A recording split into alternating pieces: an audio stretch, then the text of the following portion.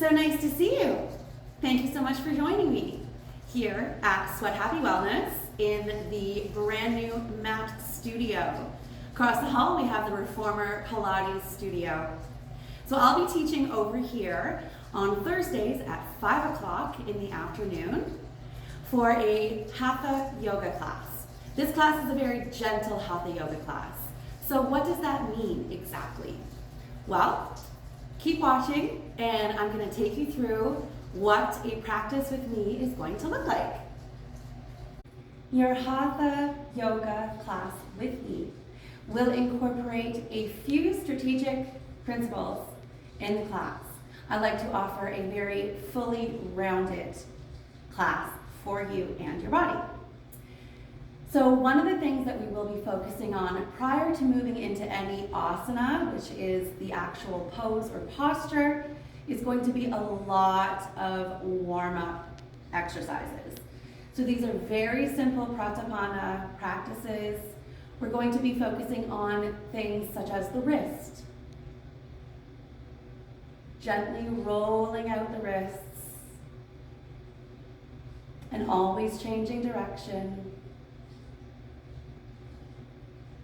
We'll be adding in some flexion and extension here to the arms and to the wrists.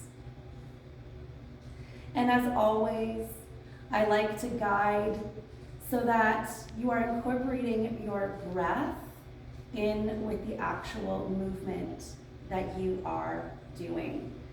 So always connecting a movement to your inhales and your exhales.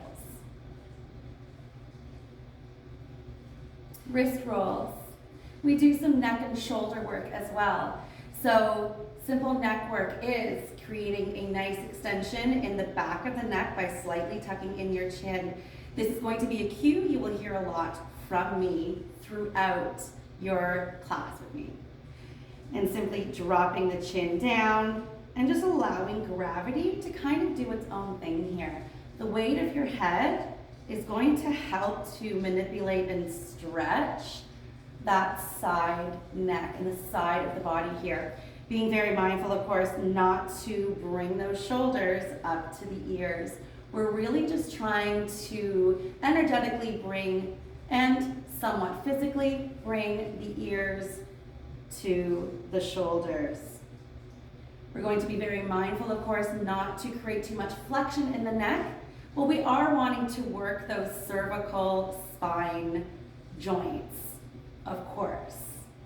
Shoulder work, also very simple. We are going to be squeezing those shoulder blades together in the back, rounding up those shoulders through the front, coming down and working very slowly, and again with the breath. So I often like to cue as you squeeze in through the back, you're inhaling as you're coming up, exhaling as you're rounding down. And of course, changing the direction and still following that same breath principle of inhaling as we round upwards, exhaling as you round down. We do a lot of lateral spine movements as well. These are very easy to do, very supported. We're working on some twists as well, just to get that thoracic spine, so the center of your spine worked as well as forward folds. So these can be as simple as folding forward, gently coming up. We also do a lot of that standing on our feet when we are in asana practice. We do a lot of ankle rolling, so we're gonna really lubricate those joints in the ankles. All of this is what's happening before we move into any postures. We're gonna work on mobility of these joints, the ankle joints, some knees, and a lot of hip work as well. When it comes to working through the asanas, I do a lot of guidance in regards to how to properly foundation your body into the asana, from the start of the posture right through to the end of the posture. So you get a lot of verbal cues from me. You're not expected to do everything correctly. And as always, I like to approach yoga from a very beginner standpoint. Anybody and everybody can come to the mat and do yoga. Whether it's actually on the floor on a mat, whether it's on a chair, whether it's in your bed, yoga can be totally accessible to anyone, regardless of age, regardless of gender, regardless of the size of your body. As you can see, I have a larger mass body. That poses some challenges, of course, when it comes to certain asanas. However, I don't expect myself to look like what you see in a yoga journal, what you see in a lot of other yoga classes. And I'm not here to compare myself to anyone. My practice is my own. And as your guide, I'm constantly reinforcing that your yoga practice is your own. It's not my practice, it's your practice. You have permission to move your body in whatever way feels good for your body, as long as you're being safe and you're tapping in, tuning in to whether or not your body is letting you know if it feels safe. So that's a big thing as well. So let's go ahead. I'm going to run you through a very basic and a very popular flow that I like to introduce to my students. Come on, grab your mat, join me. So this flow is one of my favorites because it incorporates so much movement, and it doesn't look like you're doing a lot, but you actually are. So join me.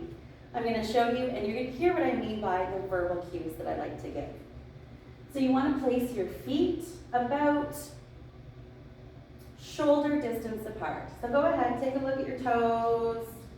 And I like to have everybody just kind of really bounce around, really feel the way that the earth feels underneath the surface that you are practicing on. How is it feeling across all four corners of the feet? So feel free to move. Feel free to start focusing now and grounding down through your feet. You're creating a very strong foundation. As you can see, my knees are soft. That does not mean that my legs are not engaged, because right now I am squeezing them. Not a lot, but just enough to feel like I'm trying to push the earth away from my feet. Keeping the knees soft so that we're not hyperextending is going to help create extra strength in the quads, as well as all the way up through that central medial line in the body. Check my hips. This is what I'm doing next. I'm checking my hips. I'm checking to make sure I have a nice neutral hip. So you're kind of tilting, you're kind of playing around. We want to make sure that our pelvis is not shifted this way. We also want to make sure it's not shifting that way. So we really want to make sure we've got a nice neutral hip here. My favorite cue that I like to use is really pulling that pubic bone or the center of your belly button down through to the space between your feet. This we are working on now is standing mountain. From here, I'm checking my rib cage. I'm really just making sure that everything is stacked really nicely. So I want to make sure that my rib cage is here, that I'm gently engaging the core by gently pulling that rib cage in towards the back of my body. Checking in with my shoulders, making sure that my shoulders are down from the ears. Checking the back of my neck and spine. I want to make sure that my gaze is not looking up, because that's creating a considerable amount of flexion in the neck. So I really want to drop that chin down, just slightly. I'm squeezing my arms in towards my rib cage, and my palms are shining forward, and my gaze is forward. Almost every single muscle in my body is currently engaged. Standing mountain.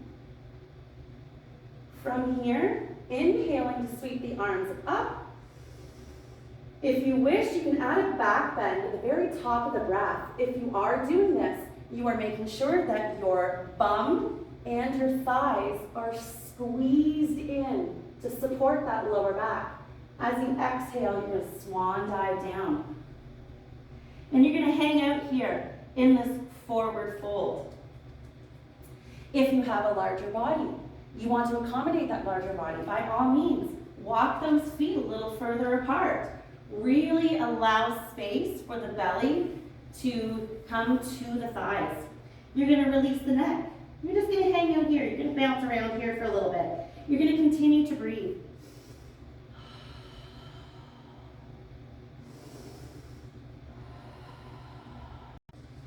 You're going to find the earth with your fingertips, and you're gonna keep those hands and fingers spread out nice and wide. Bend those knees if you need to. Bend those knees.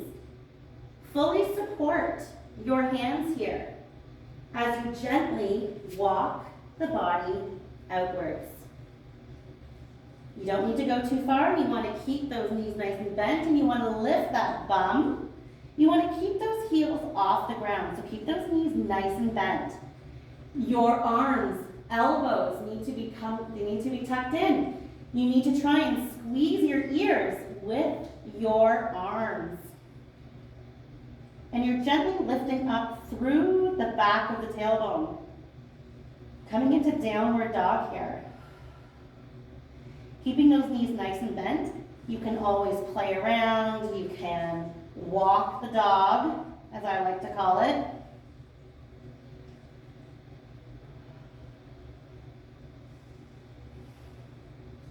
Your gaze, your eyes should be looking between your feet. As you come out of that posture, you're coming into chaturanga, bringing the knees down, gently guiding the body to the earth. Make any little micro adjustments that are necessary for your body. Inhaling as you come up into cobra. This is the full extension of cobra. It is not necessary for you to come into the full extension. However, if you are, you really want to be sure that you are squeezing that bum together. This is going to protect that lower back. You can, of course, come into Sphinx pose. This is still a back bend. You can come into baby cobra.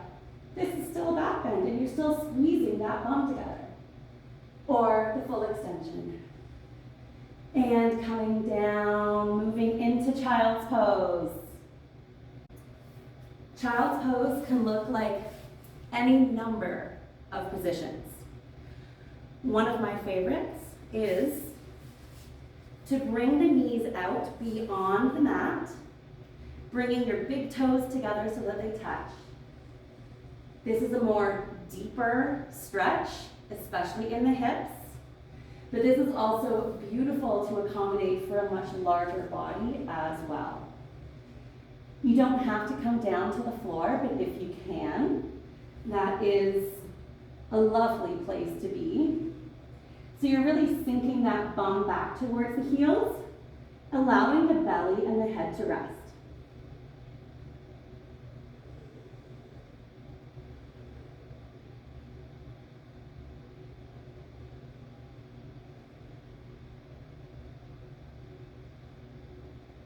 And on your next inhale, you're just gently supporting the body to bring yourself back up into table pose.